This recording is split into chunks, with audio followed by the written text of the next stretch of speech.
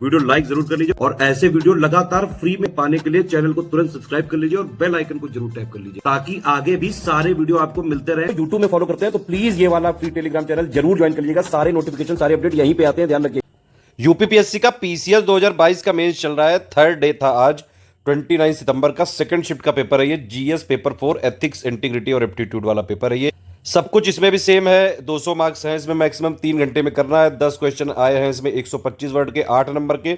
10 question आए हैं 200 word के 12 नंबर के। इस बार एक बहुत बड़ा पैटर्न में जो है चेंज देखने को मिला है। केस स्टडी बिल्कुल एक ही सवाल पूछा है, वो भी लास्ट वाला। केस स्टडी यूपीएससी में अगर आप देखें तो उसका वेटेज काफी ज्यादा होता है। यूपीपीएससी में वैसे ही काफी कम वेटेज था, लेकिन इस बार बिल्कुल ही घटा दिया। एक ही क्वेश्चन पूछा है सिर्फ केस स्टडी का। बाकी पूरा का पूरा पेपर थ्योरी बेस्ड है। सिंपली जो ऑफिशियल सिलेबस में जितने पॉइंट दिए हुए हैं, यूपीपीएससी के ऑफिशियल सिलेबस में जो पॉइंट दिए हुए हैं, उनकी बेसिक अंडरस्टैंडिंग आपको बहुत जरूरी थी। प्लस उसका अप्लाइड फॉर्म भी लिखना आना चाहिए। मतलब जब आप कई सारे जैसे जीएस की तैयारी करते हैं, टोटल जीएस 1, जीएस 2, जीएस 3 ऐसे डेली एडिटोरियल्स की जो है आपकी आदत होती है, न्यूज़पेपर आप कवर करते हैं। देखिए एक चीज समझ लीजिए, आप न्यूज़पेपर की एनालिसिस कहीं से भी करें, लेकिन कम से कम एडिटोरियल वाला जो पोर्शन है वो आप ऐप डाउनलोड कर लीजिए, या द हिंदू या इंडियन एक्सप्रेस वाला, वो खुद पढ़ा करिए, क्योंकि खुद की समझ डेवलप होना बहुत जरूरी है। अदरवाइज कभी कभी जब इस तरह के अप्लाइड क्वेश्चन पूछ लिए जाते हैं, हालांकि ज्यादातर क्वेश्चन डायरेक्टली थ्योरी से थे, एक आध क्वेश्चन अप्लाइड भी थे, तो इस तरह की अगर समझ बेस्ड क्वेश्चन आते हैं ना, तो वो आपको खुद आंसर करने चाहिए। वो धीरे धीरे थॉट प्रोसेस वैसा बन जाता है। धीरे धीरे आप पढ़ते जाते हैं, समझते जाते हैं, ब्रेन स्टॉर्मिंग करते जाते हैं, चीजों को कनेक्ट करना सीखते हैं। अगर आप कोई चीज पढ़ रहे हैं मेंस के लिए, तो चीजों को कनेक्ट करना बहुत ज्यादा जरूरी है। और मेंस में सिलेक्शन के लिए एक चीज सबसे ज्यादा जरूरी है, बाकी कुछ भी कर लो नहीं हो सकता है। अगर आपने आंसर राइटिंग लगातार नहीं की तो कुछ नहीं होगा। पीवाईक्यू आपको देखने पड़ेंगे। 2018 से यूपीपीएससी का मेंस का पैटर्न चेंज हुआ है। 2021 तक के पूरे मेंस के पीवाईक्यू विद मॉडल आंसर, और प्लस कैसे कैसे क्वेश्चन लिखा जाता है, किस टाइप के क्वेश्चन का आंसर कैसे लिखते हैं, एवेलुएट का क्या मतलब होता है, एनालाइज का क्या मतलब होता है, इलस्ट्रेट का क्या मतलब होता है, एलेबोरेट का क्या मतलब होता है, क्रिटिकली एनालाइज का क्या मतलब होता है, सारी चीजें हमने बाकायदा बताई हुई है एक types of question in mains exam वाले वीडियो में, और प्लस पीवाईक्यू वाली प्लेलिस्ट में भी हमने दिया हुआ है। चलिए देख लेते हैं क्वेश्चन किस तरह के पूछे गए। सारे क्वेश्चन यहाँ पे अनिवार्य हैं, कोई ऑप्शन नहीं है यहाँ पे। ऑप्शनल वाले में होता है कि 8 में से आपको 5 करने हैं।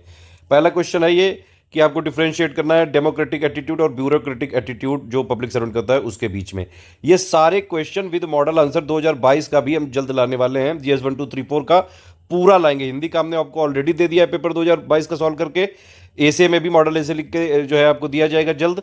और ये जीएस 1 2 3 4।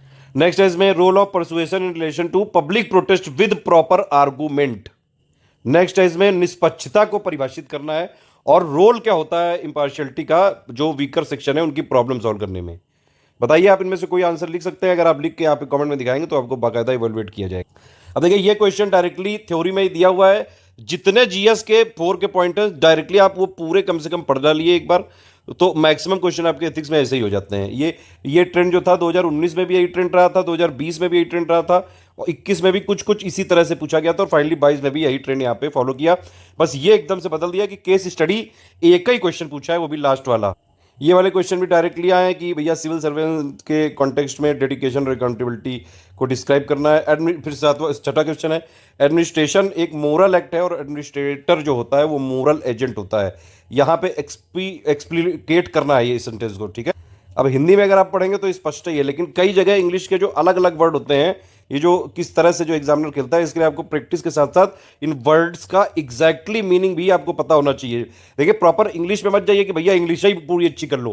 कंटेंट अच्छा होना चाहिए, समझ रहे हैं। इंटेंट अच्छा हो, थोड़ी बहुत ग्रामेटिकल मिस्टेक को जो है एग्जामिनर भी कर देते हैं, लेकिन बहुत भारी नहीं। लेकिन कंटेंट जो कीवर्ड्स हैं वो अच्छे यूज करने चाहिए। अच्छे मतलब जो रिलेवेंट हो। फिर नेक्स्ट क्वेश्चन है क्या आप स्वीकारते हैं कि जो जन संस्थाएं हैं जनता के अधिकारों के संरक्षण में सफल हुई हैं? अब देखिए नेक्स्ट क्वेश्चन कितना अच्छा क्वेश्चन पूछा है ये।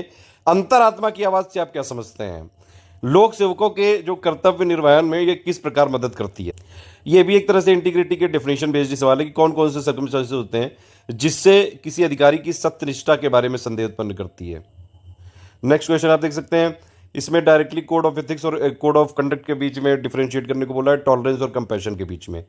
फिर भैया एप्टीट्यूड से रिलेटेड आ गया, एप्टीट्यूड कैसे इंटरेस्ट से डिफरेंट होता है, और अगर किसी के मतलब किसी में लोक सेवक बनने की रुचि है लेकिन लोक सेवाओं का निर्वहन करने की अभी क्षमता नहीं है, तो क्या वह लोक सेवक के रूप में सफल होगा, इसकी विवेचना करनी है, डिस्कस करना है आप।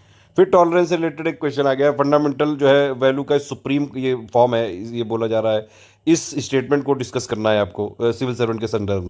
सोशल इन्फ्लुएंस क्या होता है, कैसे सोशल इन्फ्लुएंस और परसुएशन बिहेवियरल चेंज ला सकता है, ये भी डायरेक्ट डेफिनेशन बेस्ड ही है।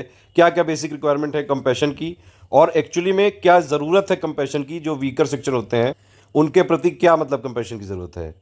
फिर ये भीड़ से रिलेटेड क्वेश्चन आ गया, लेटेस्ट करंट से जोड़ के यहाँ पे थोड़ा सा पूछने की कोशिश करी गई, ये पूरा हम लोग डिटेल में बताएंगे। फिर पूछा है राइट टू इन्फॉर्मेशन, जो राइट आरटीआई है वो ऐसा नहीं है कि सिर्फ वो सिटीजन को एम्पावर करता है, ये एक्चुअली कॉन्सेप्ट ऑफ अकाउंटेबिलिटी को भी मेंटेन करता है। अब देखिए जैसे ये वाला एग्जाम्पल हालांकि दीजिएगा मत, जो हमारा यूपीपीएससी का आयोग है, अब वो मार्कशीट नहीं जारी करता है, कट ऑफ नहीं बताता है, और मेंस की कॉपी आप देखने जाओ तो कह देता है कि 1 साल के बाद जला दी गई है, वो सारी चीज़ें। तो इसमें ये सब कैसे पता चल रहा है पब्लिक को, क्योंकि आरटीआई करते हैं लोग तो उसमें भैया जवाब देना पड़ता है उसी के थ्रू। जैसे बीईओ का प्री का कट ऑफ इन्होंने नहीं बताया पिछले बार वाला, तो वो किसी ने आरटीआई कर दी, उसके थ्रू भैया तो एक वो वायरल पिक आई थी। तो ये आरटीआई जो है सिर्फ सिटीजन को एम्पावर नहीं करता है, एक इंस्टीट्यूशन की अकाउंटेबिलिटी को भी स्टैब्लिश करता है, रिडिफाइन करता है।